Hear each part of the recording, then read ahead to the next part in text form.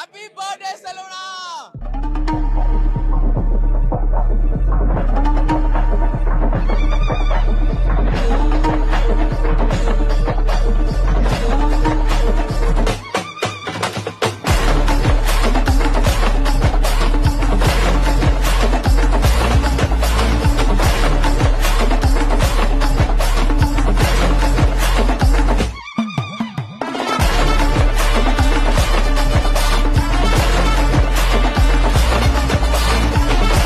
எங்களோட இம்பாக்ட் தலைவர் doctor G செல்வம் sir birthday. அவர் எப்பவுமே சொல்றது வந்து H1H hard work and honest.